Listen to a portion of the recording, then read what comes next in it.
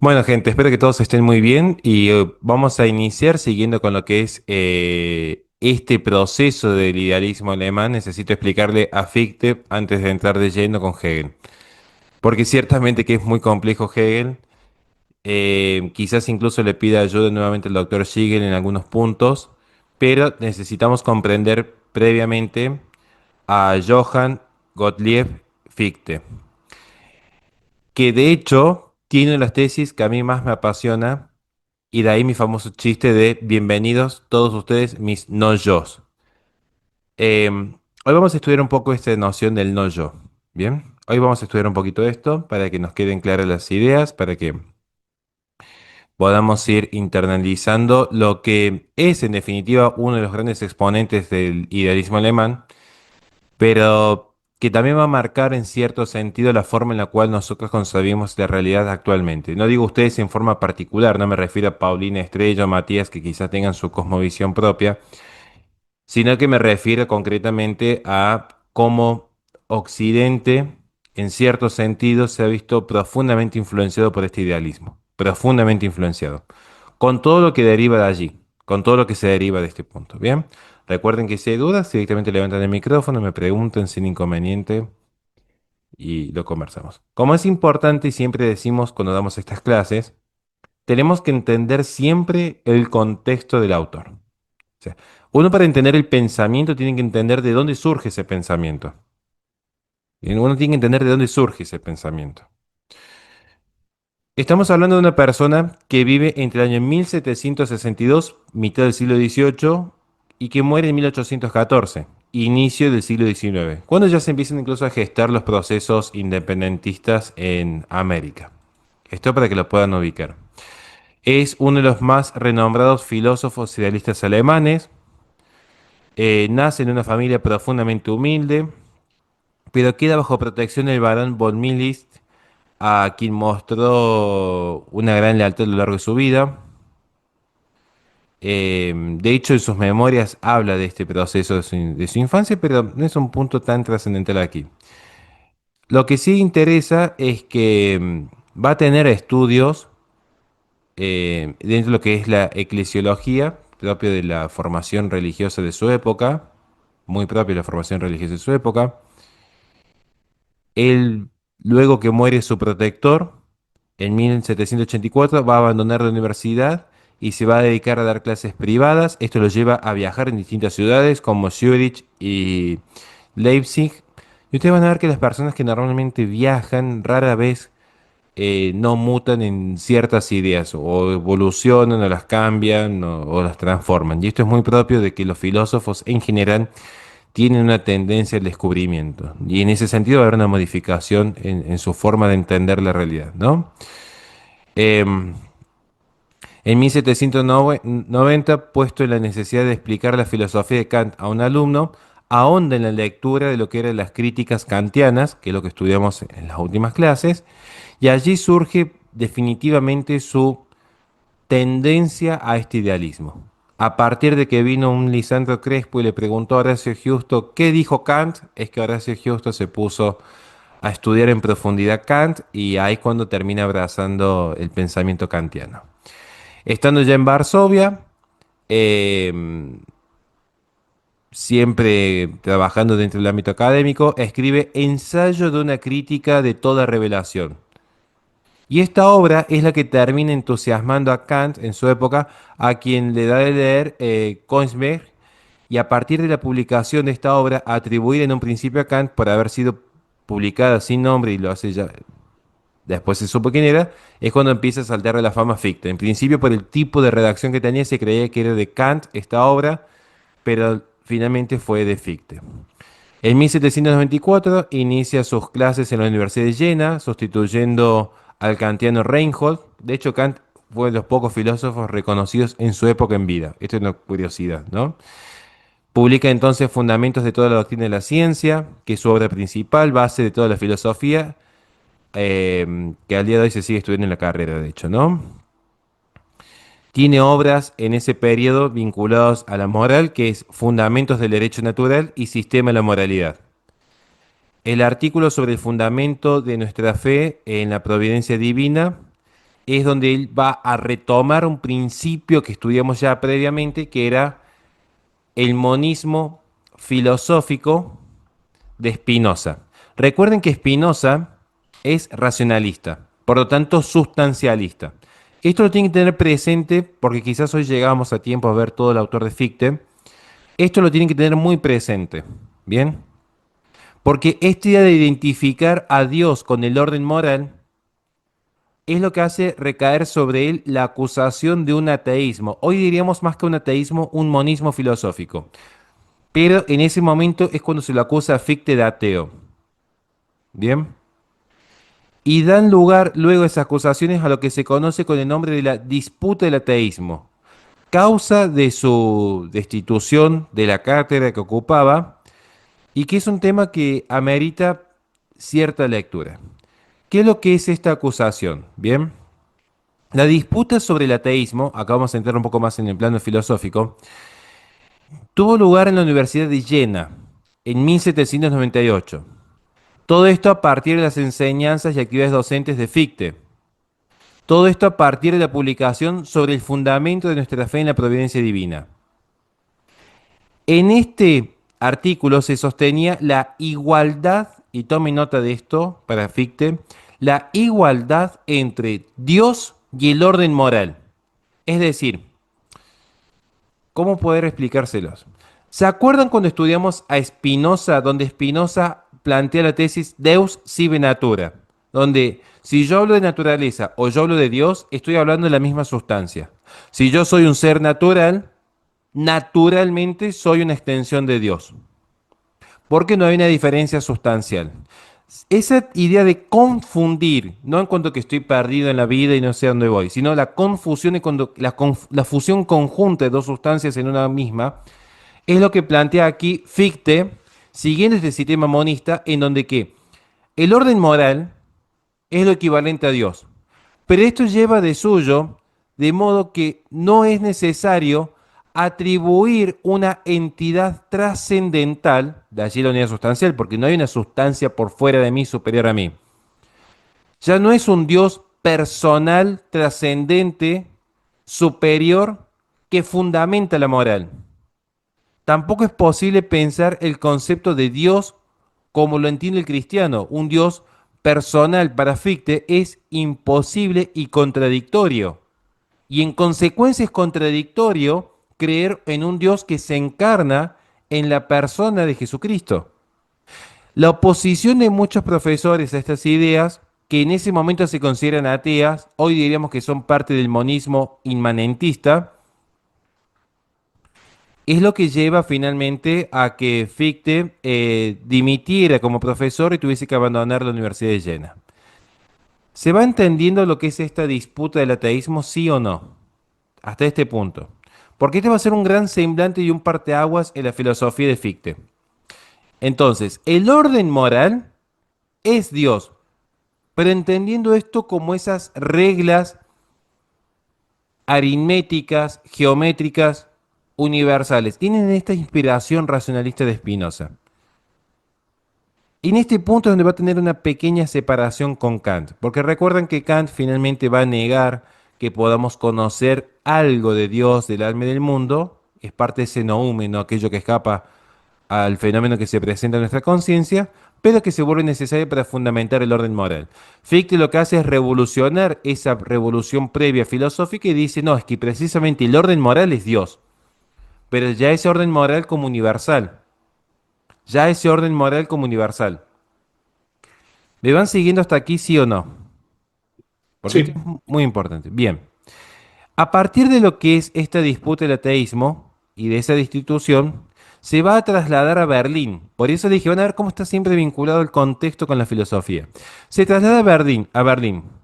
Allí va a empezar a tomar contacto con lo que es el romanticismo alemán, un movimiento propio de esta etapa de la historia. Va a conocer a Schleiermacher y publica entonces en el año 1800 obras de divulgación de su pensamiento filosófico como El Estado comercial cerrado e Informe más claro que el sol sobre la esencia más reciente de la filosofía. Bueno, títulos medio raros, ¿no? El destino del hombre es otra obra que ya tiene un título más como la gente. Cuestión que acá vamos a empezar a ver ya una nueva orientación filosófica. Corrige de nuevo su doctrina de la ciencia hacia 1804 y publica los rasgos fundamentales de la época presente. Esto forma parte de lo que es todo un ensayo filosófico de la historia. Es nombrado profesor de la Universidad Erlangen, donde escribe Filosofía y la religión, Instrucciones para la vida feliz 1806. Este libro algún día quizás lo podamos abordar, o al menos yo pueda abordar alguna vez lo que es la filosofía y la religión, que es muy extenso, ¿no? Pero básicamente presenta la religión como una gran fenomenología. Resumidamente ve la religión como una gran fenomenología social del ser humano. Características propias es que ya en esa época empieza, producto de este romanticismo alemán, a exaltarse el nacionalismo germánico. De hecho, tiene una obra que se llama Discursos a la Nación Alemana, que escribe entre 1807 y 1808. Saben que al poco tiempo Alemania va a entrar nuevamente en una guerra, inicia su Primera Guerra Mundial al poco tiempo. Y se atribuye que a veces fue todo producto de este proceso filosófico romántico, idealista que hubo por detrás. Bien. Fichte, en ese sentido, Fichte es primero racionalista. Primero empieza siendo racionalista. Fuertemente influido por Spinoza, como dijimos, fuertemente influido por Leibniz. Em, pero luego, con la lectura de la crítica a la razón práctica de Kant, intenta buscar un nuevo sistema que supere ese racionalismo que a él lo influye.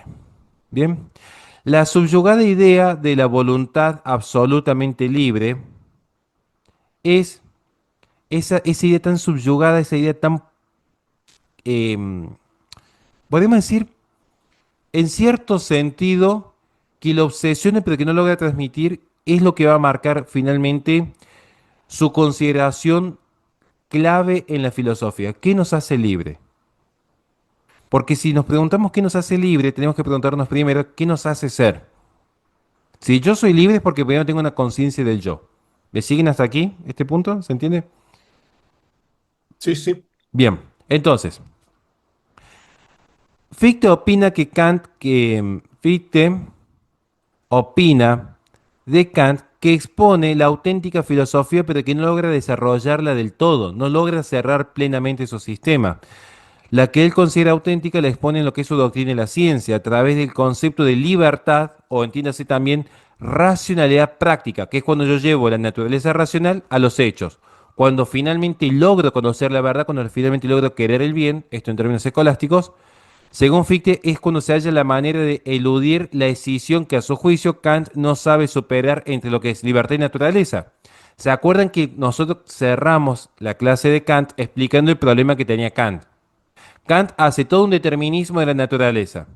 Pero luego, ¿cómo explicamos la libertad del hombre? Y no podía. Entonces, ¿qué hizo Kant para explicar la libertad del hombre? Dijo, bueno, vamos a presuponer el alma, vamos a presuponer Dios, no podemos dar testimonio de ello, porque eso es parte del fenómeno que escapa a nuestra conciencia, pero tienen que estar allí para que seamos libres. Porque yo veo que el hombre es libre, pero veo que hay determinismo en la naturaleza.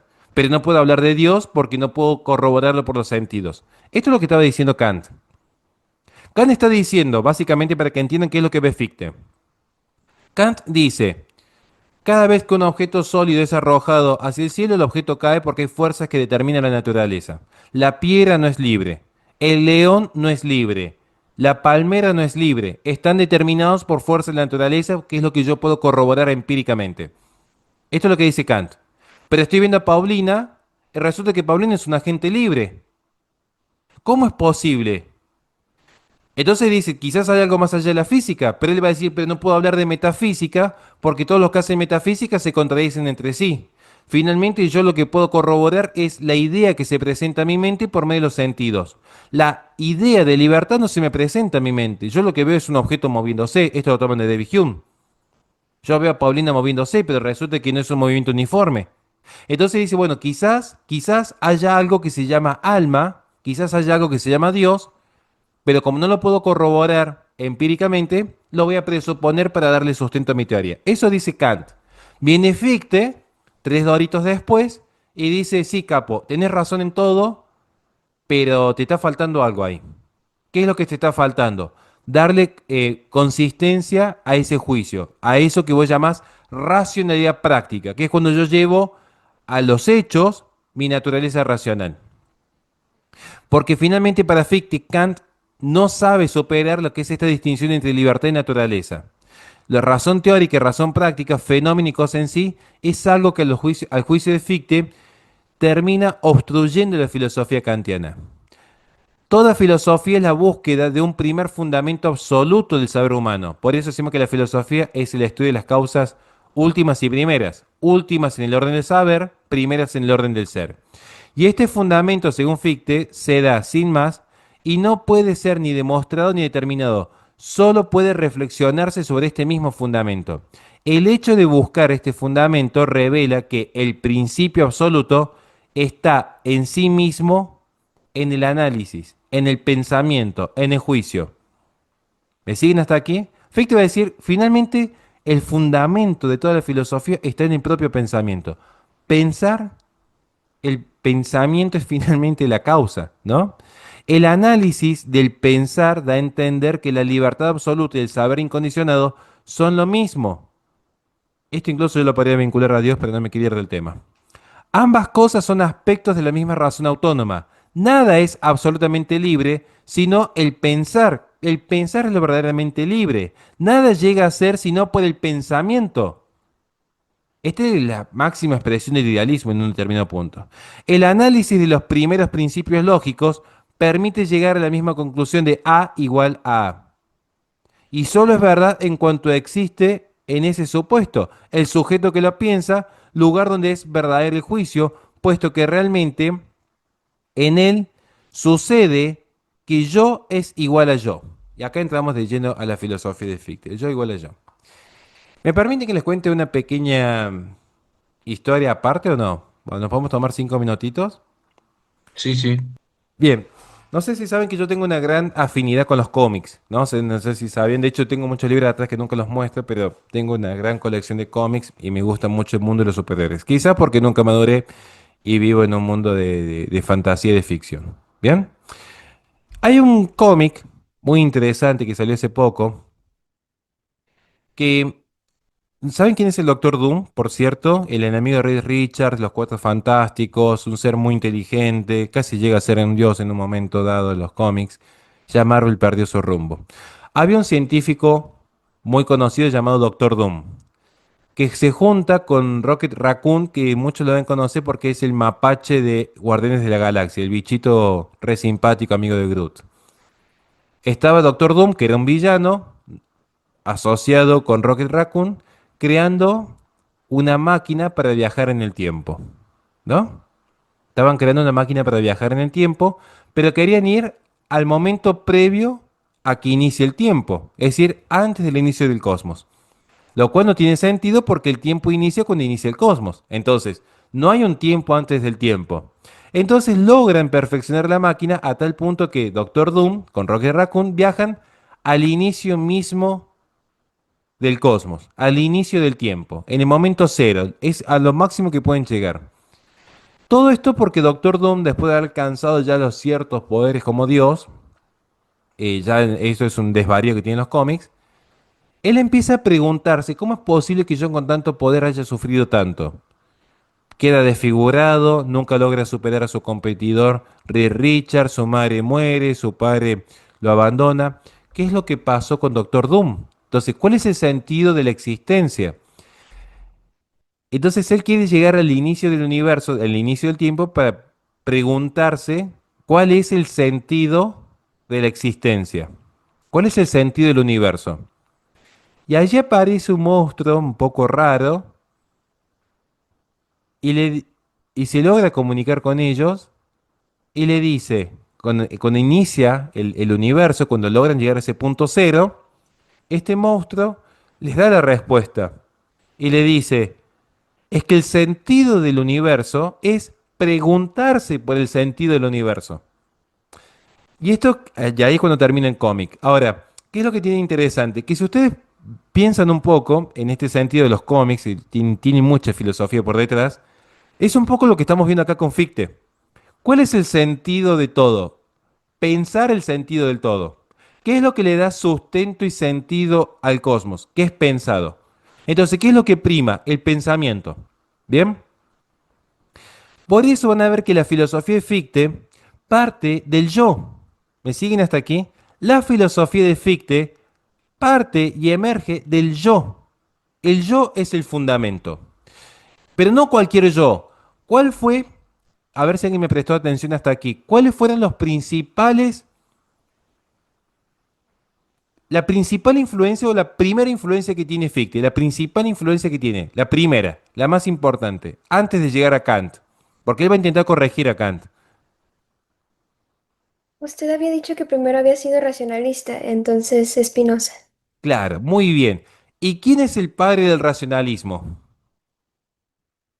Descartes. Muy bien. ¿Y cuál es la máxima propia, la máxima expresión de Descartes? ¿Por cuál frase es tan conocido? Pienso, luego existo. Bien, ¿qué diríamos los realistas? No, pensás porque primero existís. Acá estamos poniendo pienso, luego existo. Estamos poniendo la idea, el pensamiento, pero principalmente la autoconciencia. Y esta raíz es una raíz que Fichte nunca se va a desprender. Va a tomar el idealismo alemán, pero nunca se va a desprender de esta raíz racionalista. Nunca. Esto se lo explico así porque a veces sé que es un poco complejo entender a Fichte, porque muchos quieren entender a Fichte a la luz de Kant o de Hegel, y en realidad el error está ahí. Tienen que entender a Fichte a la luz del racionalismo, para que entiendan completamente cómo funciona este pensador. ¿Me van siguiendo hasta acá? ¿Vamos bien, Lisandro Crespo, Matías, Omar Naum? ¿Se va entendiendo? Sí, sí, sí. Fantástico. Cualquier duda me interrumpen, porque esto quiero que les sirva a ustedes, para conocer un autor nuevo. Entonces, ¿cuál es el punto acá? ¿Cuál es el punto? El análisis de los primeros principios lógicos permite llegar a la misma conclusión. Entonces yo digo A igual a, solamente es verdad en cuanto que existe su supuesto, el sujeto que lo piensa, lugar donde verdaderamente ese juicio, puesto que realmente en él sucede que yo igual a yo. Entonces, esta regla fundamental de la lógica solo se da en un sujeto pensante. El pensar es sujeto y el sujeto es, ante todo, acto. Acto de ser. Existe. Está allí. Es el yo pienso de Kant que debe acompañar toda representación. Fichte lo llama a esto, y tomen nota de esto, el yo puro o también el yo en sí. Esto va entre comillas, el yo en sí. Los alemanes escriben medio raro, por eso se los digo. Y puesto que no puede identificarse con un yo empírico y está presente en todos los yoes, es un yo trascendental. Es la primera realidad, es el yo absoluto. ¿Cómo explicárselo esto para que se pueda entender? Al pensarse a sí mismo, al afirmar yo soy en total identidad consigo mismo, pone en práctica una intuición pura que constituye el punto de partida para pensar la realidad. Su desarrollo es el método dialéctico, el despliegue del método en la razón teórica. Voy a tratar de explicárselo de la siguiente manera. A ver, ¿cómo logramos? Utilicen las diapositivas en cualquier cosa para que lo puedan comprender de manera más simple. Voy a ver cómo se lo logra explicar. A ver, ¿quién me puede responder una pregunta? A ver, ¿quién puede interactuar un poco conmigo para que lo entendamos de forma práctica? ¿Algún valiente que diga, yo respondo? Son preguntas simples, de la vida cotidiana. Corresponde. Bien, usted, Lisandro, por ejemplo, ¿no? ¿Usted, Lisandro, es consciente de su yo, sí o no? Sí, Sí, usted considera que usted existe. sí. Bien, ahora, la pregunta sería, ¿cómo sabe que usted existe? Por ejemplo, si usted se ve en un espejo, ¿usted qué está viendo? ¿Usted está viendo su yo puro, o está viendo empíricamente por medio de la experiencia su color de piel, su color de ojos, su pelo, su altura? cuando usted se ve en un espejo? No, sí, estoy viendo una imagen mía. Si usted, por ejemplo, ahora estira y ve su mano, ¿usted está viendo su yo en sí o está viendo los accidentes que puede ser tener una mano como podría no tenerlo, tener una mano más grande, una mano más pequeña? Estoy percibiendo mis accidentes. Entonces estamos viendo que hay un yo empírico que nosotros consideramos a partir de la experiencia. Es decir, bueno, si usted siente frío, usted es consciente del frío por un elemento externo, por algo que no es de usted, que lo afecta a usted. Pero la pregunta es, ¿qué es primero? ¿Qué es primero? Si hay un yo empírico, es porque hay un yo puro o un yo en sí. ¿Se acuerdan cuáles eran las intuiciones a priori de Kant? ¿Usted, Lisandro, se acuerda más o menos cuáles son las dos intuiciones? Me perdí varias de esas clases. Ahora pude ver. Bueno, la intuición a priori de Kant es para que nosotros tengamos experiencia, por ejemplo, de esta taza, ¿no? Para que yo tenga experiencia de esta taza, tengo que tener una intuición a priori de lo que es el tiempo y el espacio. Que estos son elementos de la razón pura, ¿no? O sea, elementos que no dependen de la experiencia, sino que por fuera de la experiencia me permiten tener experiencia. Lo que dice Fichte es no. Lo que te permite tener experiencia del mundo externo es un yo puro. ¿Me siguen hasta aquí? Es el yo y la conciencia del yo y el yo en sí, por fuera de toda experiencia, lo que me permite luego adentrarme en la realidad, percibir la realidad, conocer la realidad. ¿Bien? ¿Se va entendiendo un poco hasta acá, más o menos, sí o no? Es el yo puro despojado de todo accidente. Es la sustancia pura. Por eso recuerden que esta gente es principalmente sustancialista. El racionalismo es principalmente sustancialista. Es la sustancia pura sin los accidentes, porque el accidente es lo que conozco por medio de la experiencia. El color de la campera de Paulina, la temperatura en la casa de Matías o cuestiones así.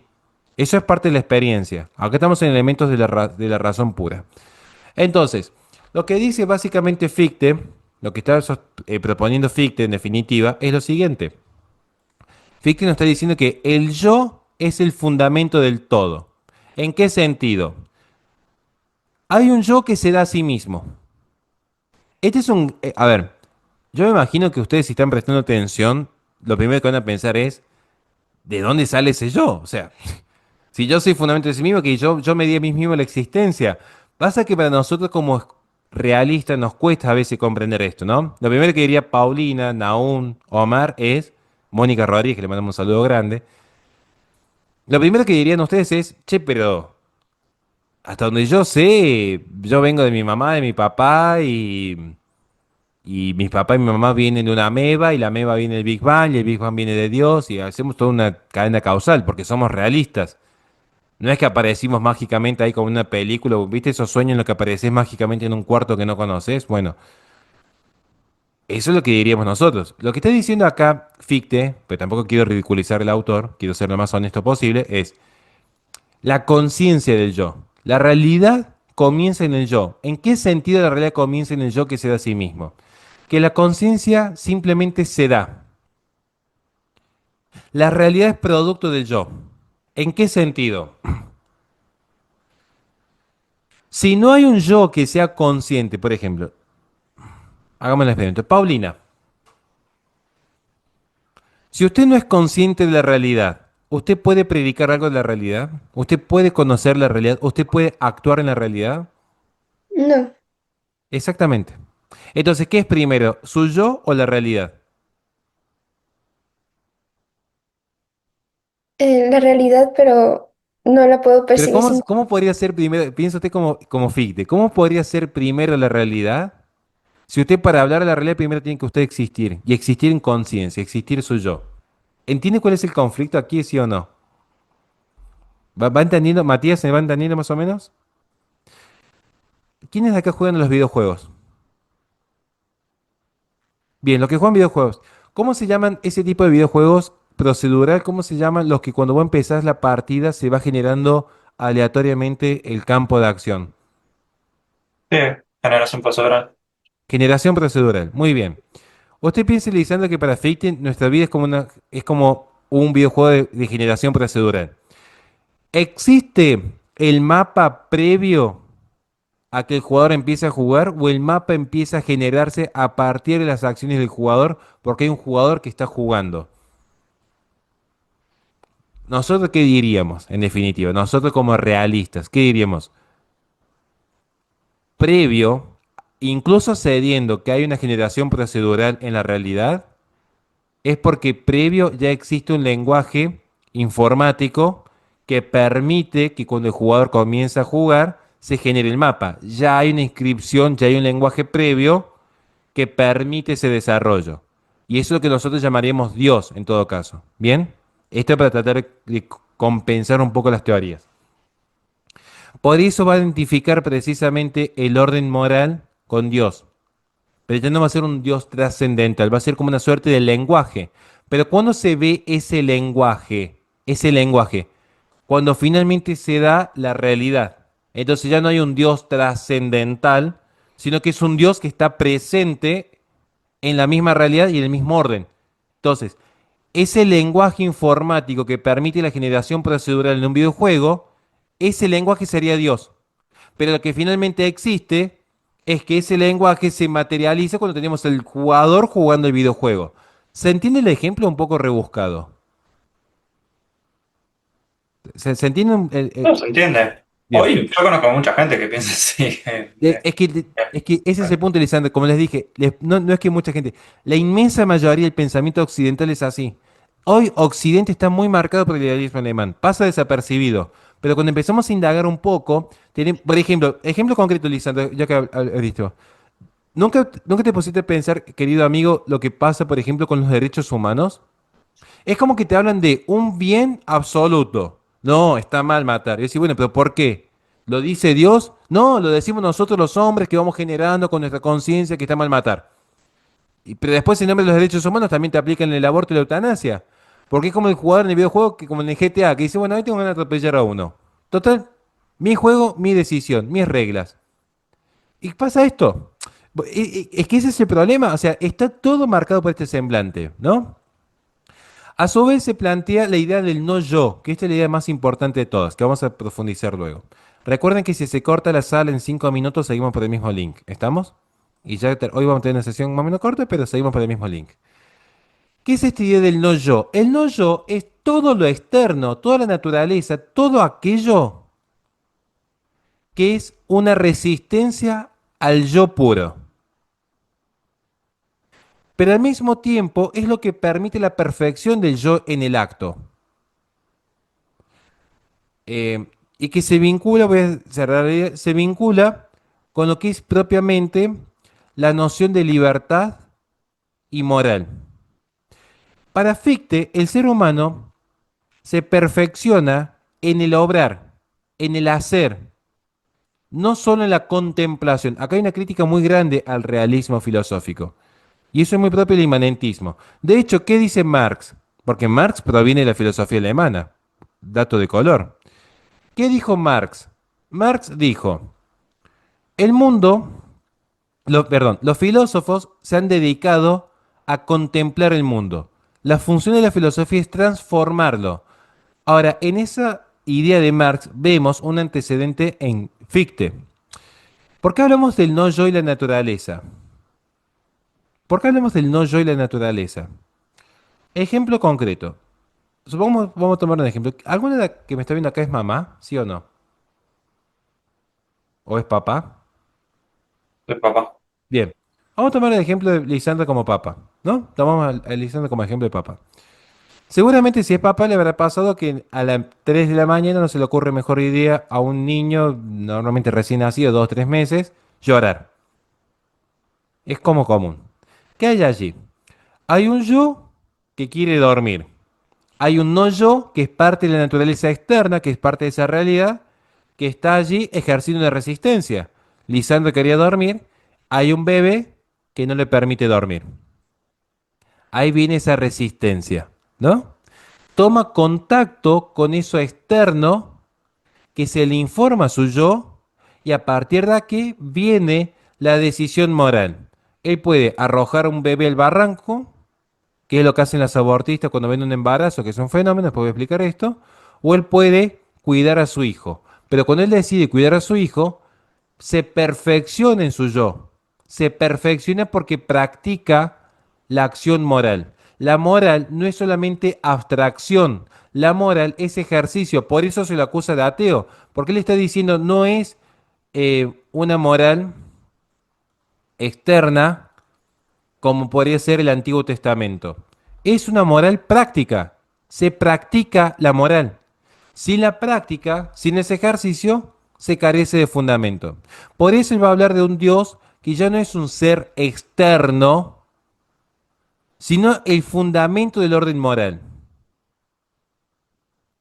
Todo lo que fundamenta la moralidad es la idea de Dios.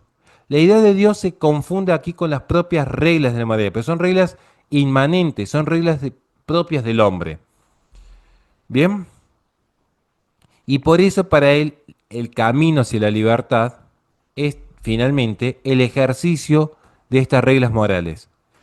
La cuestión es que estas reglas morales no son reglas absolutas. Ese es el gran conflicto, porque como no hay un Dios trascendental, finalmente son reglas que terminan proviniendo en última instancia de la propia razón del hombre y de un hombre profundamente falible.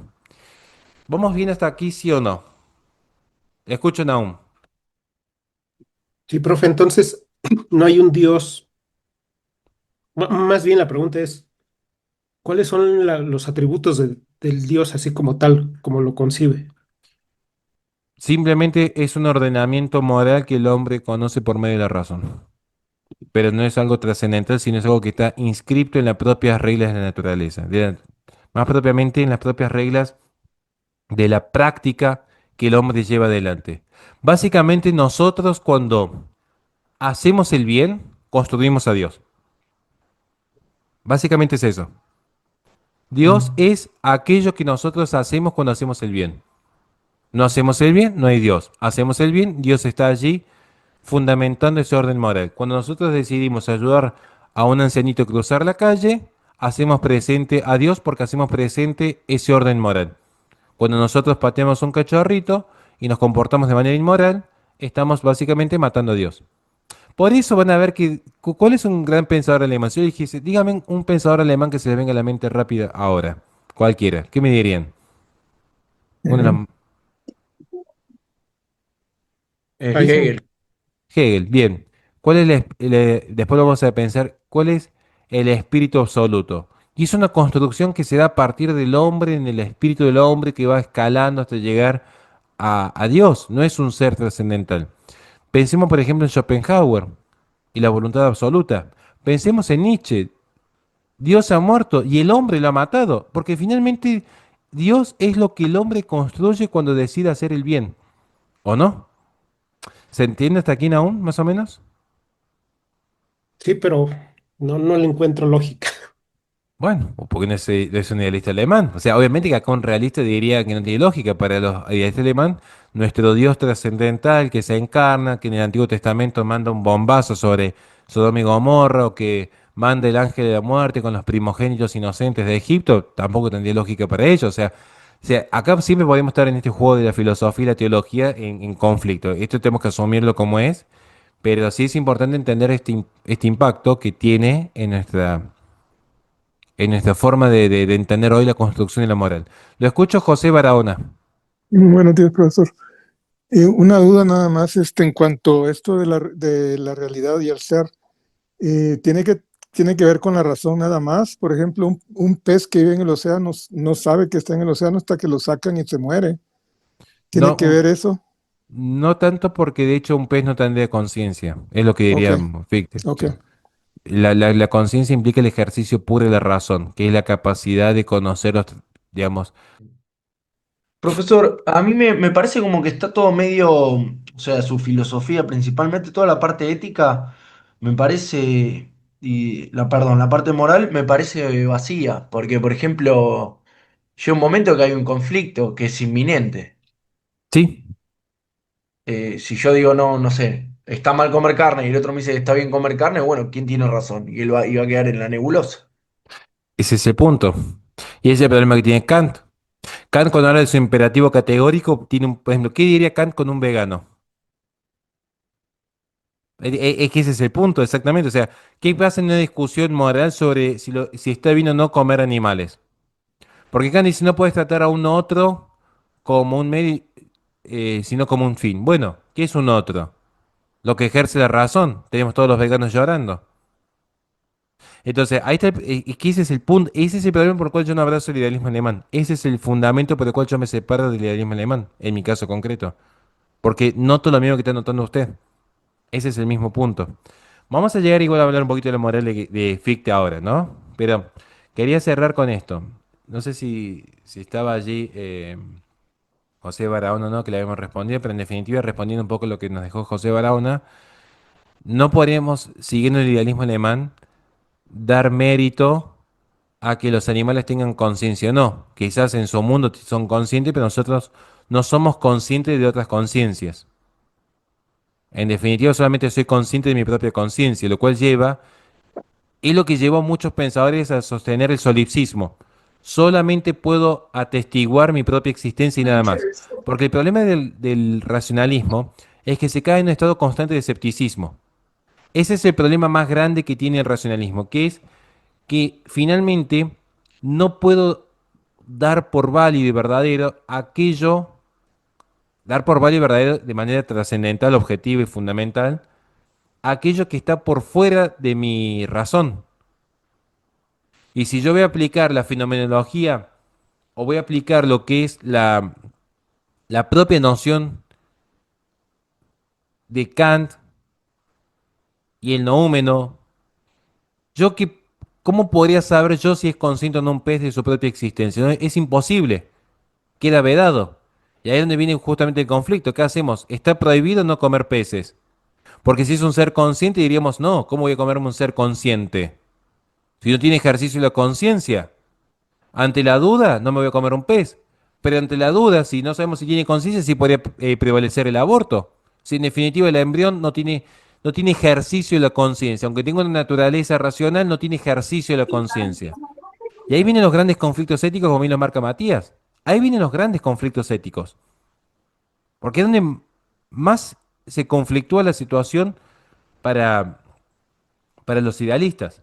Pero para entender un poquito más esto, sigamos para terminar este punto, ¿no? Lo que estamos viendo. Gracias. No, gracias a usted, porque está muy bien la pregunta, de hecho, ¿no? Sí, lo que me llamó la atención eso que dice de que quita ese concepto de la conciencia. Es por eso cuando llegaron los ingleses o a Estados Unidos miraban al indio, miraban al negro como animal, o sea que no tenía Sí. conciencia. Bien, de hecho, Isabel la Católica fue la que se opuso a que se los tratase como animal, pero eso ya sería entrar en materia de historia Sí, comparada. sí, muchas Siguiendo, gracias. siguiendo con el tema, entonces, ¿qué estamos viendo aquí? Que en definitiva, Fichte va a poner como fundamento el yo en sí, que no se puede identificar con el yo empírico. El yo en sí está presente en todas las nociones del yo, es el trascendental absoluto, es la primera realidad. El yo absoluto es la clave del pensamiento de Fichte. Al pensarse a sí mismo, al afirmar yo soy en total identidad consigo mismo, A igual a, pone en práctica una intuición pura, que ya no es el tiempo y el espacio, sino la autoconciencia, que constituye el punto de partida para pensar la realidad. Yo no puedo pensar la realidad, fíjense lo que pasa, ¿no? Que esto incluso Heidegger va a hablar de esto en un punto. Yo no puedo pensar la realidad si primero no digo yo. Si Matías Santagati dice a alguien que quiere, yo te quiero, ¿qué es lo primero que dice? Yo. Entonces, el yo está como fundamento de todo. Si Naum dice yo tengo frío, ¿qué está primero antes que la sensación y el campo empírico? El yo. Entonces, el yo es el fundamento. Si Laura Hernández dice yo estoy en México, en el lugar, o José Barahona dice yo estoy en el presente, esa noción de tiempo y espacio depende de una intuición anterior, que es pura, que es el yo.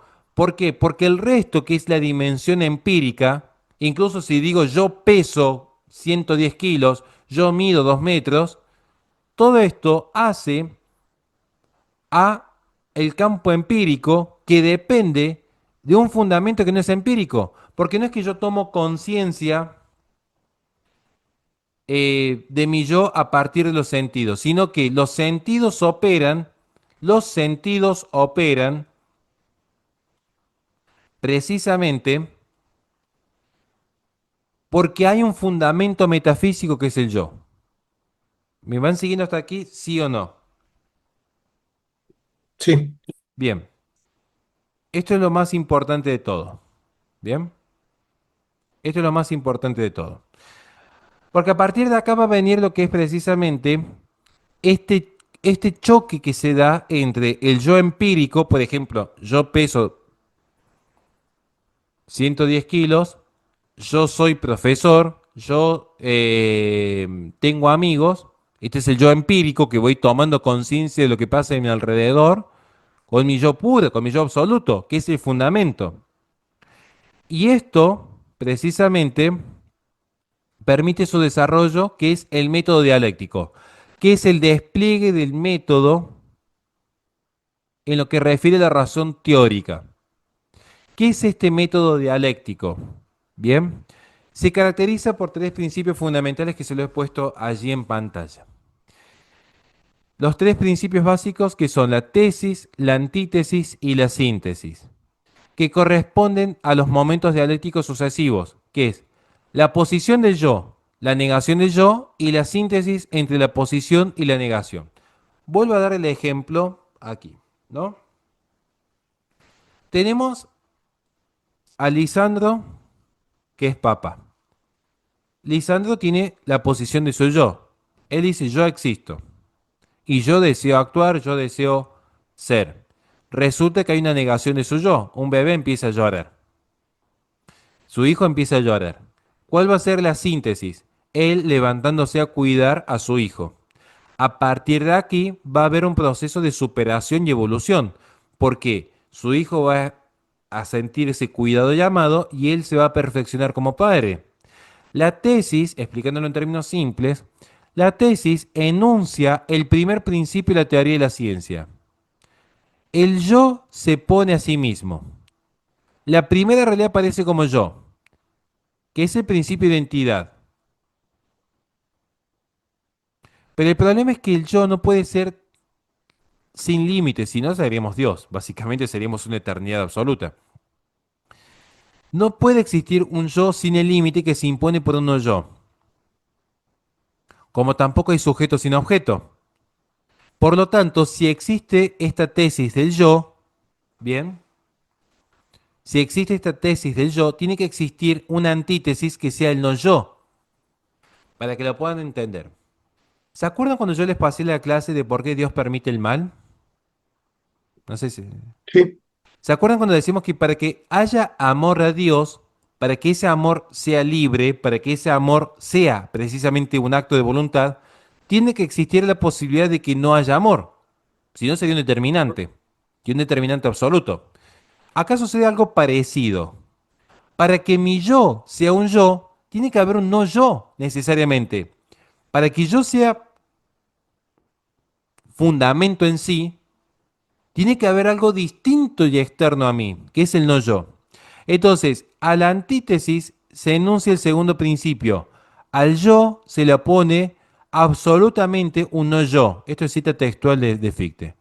Al yo se le opone absolutamente un no yo. También puede verse esto como el análisis del principio de no contradicción. No A no es igual que A. O dicho de otra manera, A no es lo mismo que no A. Es decir, que puede deducirse este principio de no contradictorio a partir de lo que es el principio lógico fundamental de A igual a, o principio de identidad. De la misma forma, este segundo principio, condicionado, se deduce del primer principio, incondicionado. Lo incondicionado es el yo absoluto. Lo condicionado es precisamente esta negación del yo absoluto que es el no yo. A la conciencia, al yo, se le opone necesariamente como objeto el no yo. El yo es el sujeto, el no yo es el objeto. Entonces, yo tengo una taza. Resulta que yo soy, pero tengo un límite, que es cuando descubro que hay una taza que no es yo. Entonces, hay algo distinto a mí en el cosmos. Hay algo distinto a mí, hay algo externo a mí, hay un límite a mi ser que es esta taza ocupando este tiempo y este espacio. Entonces, la contraposición de estos dos principios reclama una síntesis, porque sin la síntesis, el pensar sería imposible. ¿Por qué yo puedo pensar la taza? Porque precisamente se da una síntesis entre mi yo absoluto y la taza que es mi no yo. La síntesis presenta el tercer principio. Yo opongo en el yo al yo divisible un no yo divisible. Esto es, si no entienden me piden que se lo explique detalladamente, ¿bien? Ya estamos por terminar igual. Existe, a ver si lo logramos entender de esta manera. Existe, para que lo entendamos, un yo trascendental. El yo trascendental opongo en el yo como conciencia al yo divisible, que es el yo empírico, y un no yo que es la naturaleza. El yo empírico y naturaleza se limitan o determinan el uno al otro. Por ejemplo, que yo tenga un cuerpo que ocupe este tiempo, este espacio, bajo las reglas de la gravedad, el deterioro de la materia y demás. Lo que uno es, no lo es otro, pero dentro de una identidad, porque uno es lo que el otro no es. Si yo soy esto, es porque hay un yo trascendental que ha encontrado la conciencia del yo, y esta conciencia del yo al mismo tiempo se divide entre un yo empírico, es decir, cuando empiezo a ser consciente de lo que me rodea alrededor en el tiempo y el espacio, pero al mismo tiempo hay un no yo que se opone a mí, que es toda la naturaleza, es decir, los objetos, las cosas, la realidad en sí. Entonces, así dialécticamente surgen el yo puro, el yo empírico y naturaleza. El yo puro no es ningún ser absoluto superior distinto del yo empírico, excepto en cuanto a su propia condición de posibilidad. Es decir, el yo empírico y la naturaleza, que es el no yo, en su antítesis o oposición, se determinan mutuamente, dan lugar a dos órdenes de la realidad, en cuanto que el yo está determinado por el no yo a la razón teórica, y en cuanto que el yo determinado al no yo a la razón práctica. ¿Qué implica esto? Para que lo podamos entender. Tenemos a Matías Santagati. Matías parte de un yo trascendental, un yo absoluto, un yo puro. Pero resulta que esto iría en contradicción a la conciencia que tomamos de todo lo que nos rodea alrededor, ¿no? Tenemos un yo que se afirma a sí mismo como conciencia pura. Matías Santagati dice, yo existo, pienso, por lo tanto existo. Aunque saquemos la biblioteca que hay detrás de mí, aunque Matías Santagati saque las rejas que hay detrás de él, saquemos el sol, saquemos la luna, hay un yo que no necesita referencia de algo externo para decir yo existo. Porque él podría seguir existiendo, tenga más o menos pelo, tenga más o menos altura, él es. Ahora, necesariamente por este principio de la tesis, para que la tesis sea tesis, se debe en el método dialéctico una antítesis. Es decir, se le opone un no yo, que es la contradicción, la no contradicción. Es decir, el yo necesita un límite. Es ese objeto externo, esa naturaleza, esa realidad. Entonces, Matías va a encontrar desde su conciencia del yo existo que él está existiendo junto a otras existencias que no son él. Y eso es lo que valida su yo. ¿Quién es Matías Santagati? Bueno, todo aquello que no sea lo que él no es. Matías Santagati no es esas rejas, esa plantita, esa campera que se le pone. Ni siquiera Matías Santagati es su altura, porque puede cambiar, su color de pelo, sus células, porque todo esto va cambiando. Quiere decir que hay un yo trascendental que está más allá de este campo empírico. Pero al mismo tiempo, ese yo trascendental y esa conciencia del yo solo se vuelve consciente de sí cuando se da en esa relación concomitante la oposición que tiene con toda la realidad externa. ¿Bien? Por eso surge esta síntesis, esta relación entre el yo y el no yo. Yo opongo en el yo al yo divisible y un no yo divisible. ¿Esto qué es básicamente, no? El yo empírico, el yo concreto y la naturaleza, que es el no yo, se van limitando mutuamente. Este yo que percibe empíricamente la realidad externa encuentra un límite en la naturaleza, que es mi no yo. Y esto es porque hay un fundamento anterior que es el yo trascendental. ¿Se entiende hasta acá sí o no? Si no, se lo explico con un dibujito. ¿Pero vamos bien hasta acá más o menos o no? Más o menos. Bien, vamos a ver. Pero, Sí. profe, estaba yo pensando en lo que él plantea del yo puro. Entonces, si hay un yo puro, es como que todos lo tendríamos que tener, ¿no? O sea, todos tendríamos en potencia ese yo puro. No, en Tal vez potencia no no se en, como el acto en trascendental y acto, absoluto. ok. Pero entonces, ¿por qué ese yo puro no es igual al de mi no yo? Por esta razón. Muy bien la pregunta. Bien, muestra que están prestando atención. Es súper complejo. A ver, vamos por parte, ¿no? Tome nota de esto. Hay un yo puro. ¿Qué es el yo puro? Es la condición de posibilidad del yo empírico. No es el yo empírico, sino que es esto. Condición de posibilidad. Es decir, si yo saco el yo puro, no tengo el yo empírico. ¿Me sigue hasta aquí, sí o no, no? Sí, ¿Bien? sí, No es un ser distinto.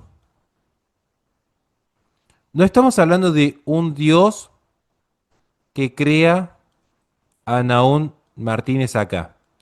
Entonces yo tengo a Naún por acá y a un ser trascendental acá. ¿No? Acá lo que estamos hablando es de que para que Naún Martínez exista, tiene que existir previamente un yo puro, que es la condición de posibilidad. Pero no es un yo trascendente. ¿Me siguen hasta aquí? Sino ujú, que tanto Nahum como Matías, que también está por acá, le cortamos una pata al pobre Matías ahí. Todo esto forma parte del gran yo, por así decirlo, ¿no? Tenemos un gran yo. ¿Cuál es el yo empírico? El yo empírico es concretamente Nahum. ¿Me siguen? Concretamente Nahum. El yo empírico es concretamente Matías. ¿Me van siguiendo hasta acá, sí o no? sí, ¿Por qué? Porque son ellos los que están experimentando la realidad. Pero ¿cómo se da esta relación dialéctica? Porque se determinan mutuamente el yo con el no yo. Nahum es un yo y está determinado porque está condicionado por los factores externos de lo que es el no yo, la naturaleza. Ejemplo concreto, Nahum se tropezó con un arbolito por acá, ¿no? Eh, y Nahum conoció a Matías.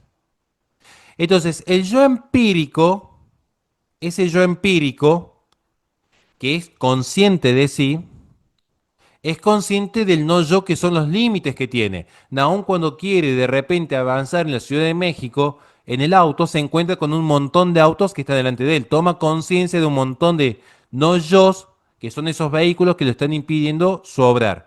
Entonces hay una determinación, porque no es que es voluntad pura, sino que está limitado precisamente en el uno con el otro. Nahum al mismo tiempo decidió estudiar abogacía porque hubo un montón de factores que fueron determinando que él estudie abogacía, desde su infancia hasta la actualidad.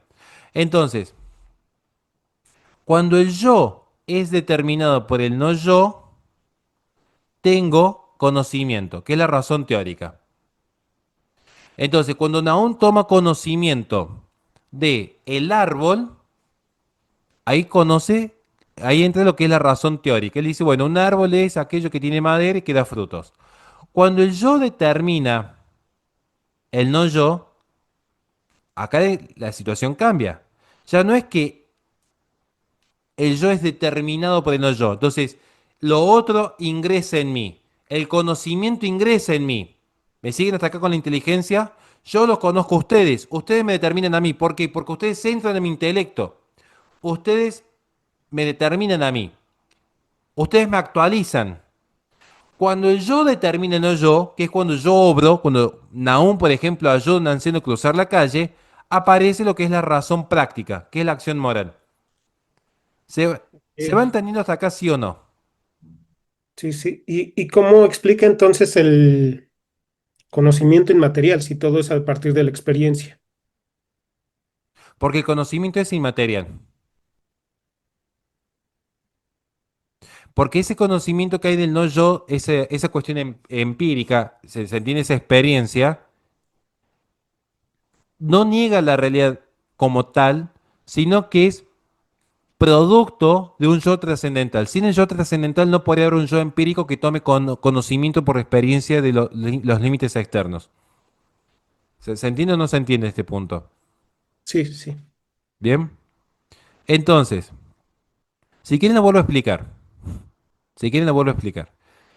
Para que quede ya claro y definitivo. La tesis, vean porque por eso le armé este cuadro, ¿no? Por eso le armé el cuadrito que viene en pantalla. La tesis, dice Fichte, el yo se opone a sí mismo. La primera realidad aparece como yo. Ese principio de identidad. A es igual a. ¿Por qué dice se opone a sí mismo? A igual a. A se está oponiendo a. Yo soy. Yo existo. Ahora, no puede existir un yo sin el límite que le impone el no yo, como no existe un sujeto sin objeto. ¿Por qué yo digo que hay un científico que investiga la manzana? Porque puedo distinguir el sujeto que investiga del objeto que es investigado. Entonces, de esta tesis se sigue necesariamente una antítesis, que es la oposición absoluta en el no yo. Si yo soy, si A igual a, entonces, lógicamente, no A no equivale a A. ¿Me siguen? Esto piénsenlo con lógica. Si yo soy yo, A igual a A. ¿Me siguen? Lógicamente, si yo soy yo, me identifico conmigo mismo, quiere decir que no voy a ser yo todo lo que yo no sea. Principio de no contradicción. Allí tengo la antítesis. Pero resulta que yo, que sí soy, necesariamente lleva de suyo que no soy lo que no soy. Y esto que es no a implica el no yo, que esta es la síntesis, porque tengo a un yo conviviendo, relacionándose con el no yo. Y en esa relación del yo con el no yo aparece lo que es la razón teórica, que es cuando yo conozco el no yo, cuando yo conozco el no yo, conocimiento. Cuando yo obro en relación al no yo, razón práctica. Creo que ahí se entendió más simple, ¿no? Sí, sí. Creo que ahí fue como bajamos un poquito, pero creo que se entendió un poquitito ahí. Bien. Igual es re complicado esto. Estoy tratando de bajarlo lo más posible. Entonces, conocer es, en efecto, sentirse afectado por un objeto en cuanto que es distinto a uno mismo. Como si el no yo limitase al yo. Cuando yo conozco la taza me afecta porque resulta que empecé a conocer algo que no era yo mismo. Yo no solamente voy a decir yo y nada más. Si no, ahora yo conozco algo, es porque ese algo en algún punto me afectó. Tomé conocimiento de la taza. Conocemos lo otro y conocerlo es su determinación, porque a partir que yo conozco lo otro, también empiezo a conocerme a mí mismo. O sea, yo soy consciente de que hay una realidad que también me está afectando. Yo soy consciente que la taza está allí, entonces sé que si tiro la taza saltan pedazos de vidrio para todos lados. Entonces,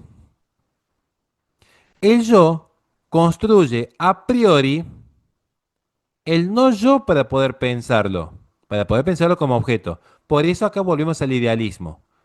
El yo está construyendo el no yo para poder pensarlo.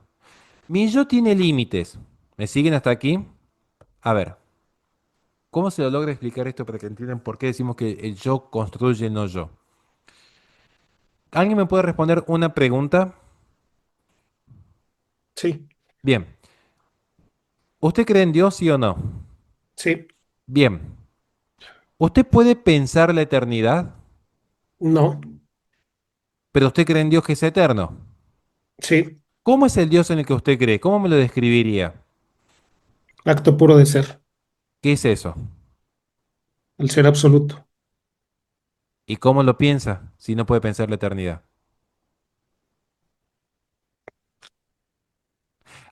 Entonces, ¿qué Puedo pasa? definirlo más por lo que no es que por lo que es. Ay, ¿cómo es eso? Lo puede definir por lo que no es y por lo que es.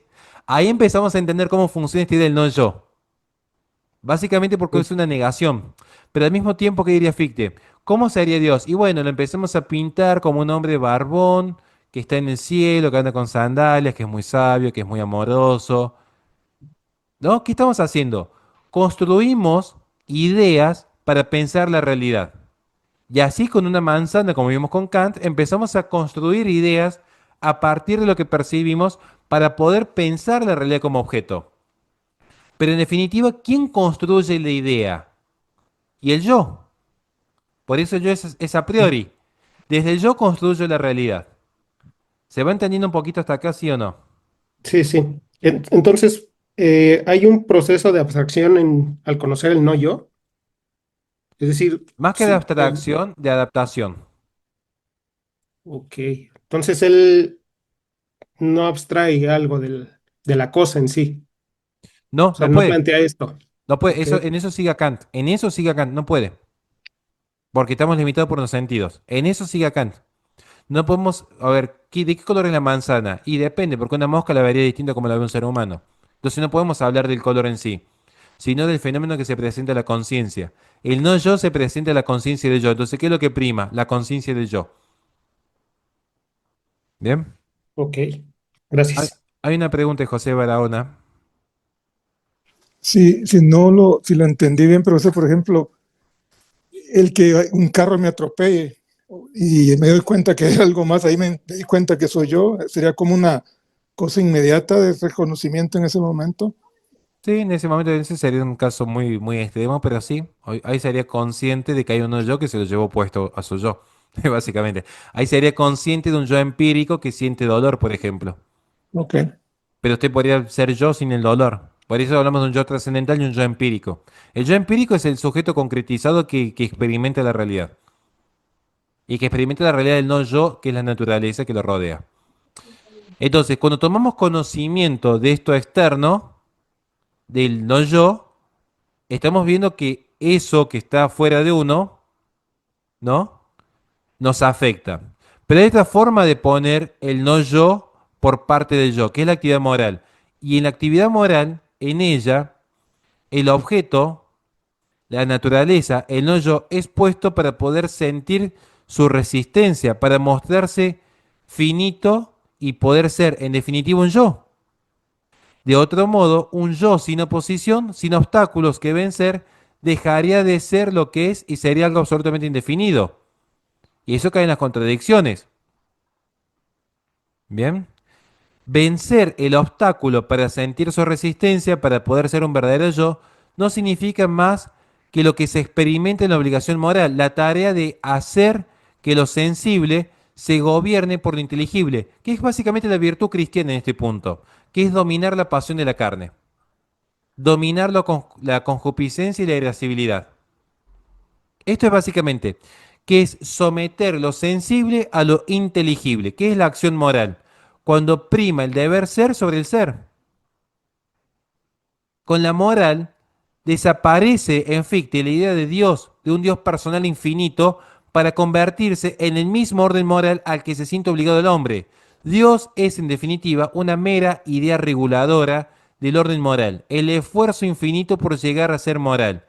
Dice Fichte, cada uno debe llegar a ser Dios hasta donde le sea posible. Cierro la clase con esto. ¿Qué está diciendo Fichte? Presten atención. Cada uno debe llegar a ser Dios hasta donde le sea posible. Saquen ustedes las conclusiones que implica decir esto. Saquen ustedes las conclusiones que implica decir esto. Porque esta idea de absolutizar el yo, en definitiva, es volver al hombre una deidad en última instancia. En cierto sentido, esto es un análisis personal mío, es querer ser como Dios, un ser absoluto, un yo trascendental absoluto. Encontramos los límites de la naturaleza, el no yo. Por lo tanto, termina siendo que vamos a tratar de ser lo más parecido a Dios en la medida que podamos, en la medida que el no yo nos los permita. Pero bueno, más allá de todo esto, es un autor que me gusta, sé que es complejo y espero haberlo explicado de la mejor manera posible. Para terminar la clase...